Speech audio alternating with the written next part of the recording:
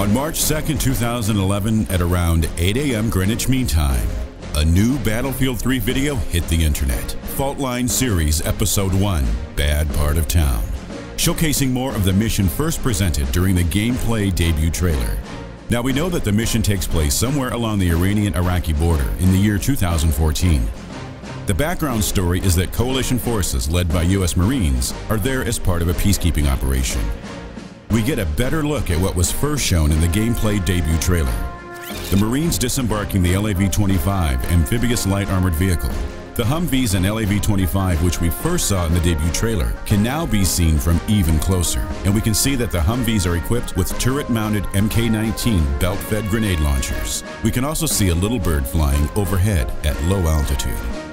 Looking at the game's heads-up display, we also know that the events take place at 1300 Zulu time, near the Iranian border.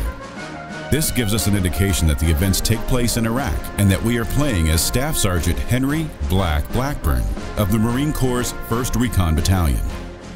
There's a lot of activity going on around where the Marines are dropped off.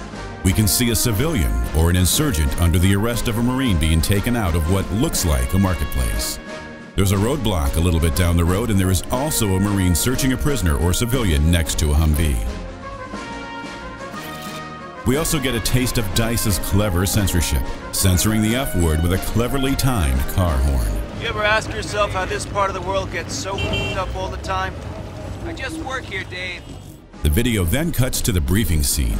We find out that some Marines were investigating a lead about a possible chemical weapons stash at Grid 8-0, as the officer puts it, pointing at the map. He explains that your element is the only one available. We also find out that one of the Marines you are looking for is called Jackson, and his last known position is a meat market. Once again, DICE cleverly censors the F word used in the sentence with the sound of a helicopter flying overhead. Jackson's last known position was Spin's Meat Market, and they're in a bad part of town. The video again cuts, and now you and the Marines are inside a household, or in the kitchen of a restaurant, moving into a back alley. At the end of the alley, we can see a dog behind a fence.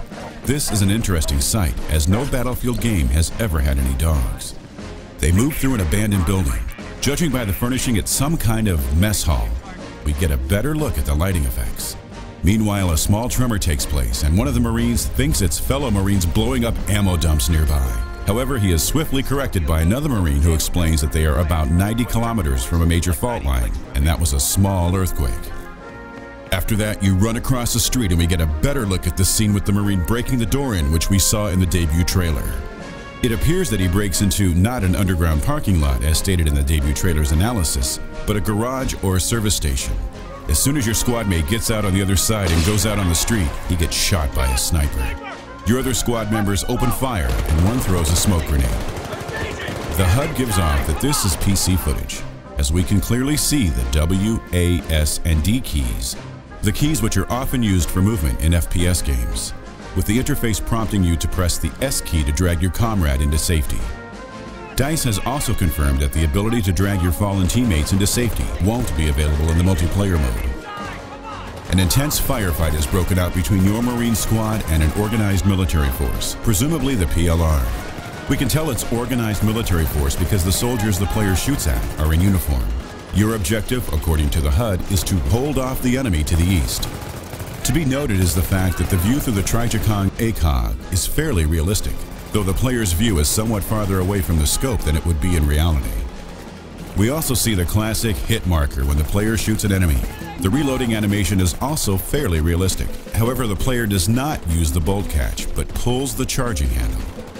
As extra info, you will be able to select firing modes between single shot, burst fire, and full auto. You can see the selected firing mode on the HUD next to the ammo counter in the form of a dot and chevrons laid out horizontally. After the firefight, someone asks for a situation report, also known as a sitrep. Give me a sitrep! I'm up! I'm fucked up, but I'm up! Ignoring the main picture for a while, we can admire the urban landscape, beautifully rendered by the Frostbite 2.0 game engine. Wonderful lighting and a very detailed environment. Obviously, the game developers and designers have paid a lot of attention to it, the buildings even having satellite TV dishes on top, a common sight in the Middle East. And even the parked cars look so good they would be worthy to be used in a driving game. However, it is not excluded that the player will be able to drive a vehicle sometime during the game, as the Battlefield franchise is well known for its vehicle gameplay. Returning to the action, we can hear a fellow Marine calling out an enemy soldier's position. Enemy soldier that soon after that fires an RPG round at the player. When the player is blown back by the explosion, we can again see his arms and legs. This is something new for the Battlefield franchise, as it has been stated in the previous trailer's analysis, and maybe you'll be able to see your own character's limbs in multiplayer too. At the end, we are informed that the next trailer, continuing the Fault Line series of trailers, comes out on March 16th, after which we are prompted that we can get the limited edition containing the Back to Karkand expansion for no extra charge by pre-ordering. Now, we also know, thanks to Battlefield's community manager, that the 4 Battlefield 2 maps that will be remade for Battlefield 3, included in the Back to Karkand expansion, will be Strike at Karkand, Sharkey Peninsula, Gulf of Oman, and Wake Island. That's it for this Battlefield 3 analysis. We'll see you back on March 16th for the next episode.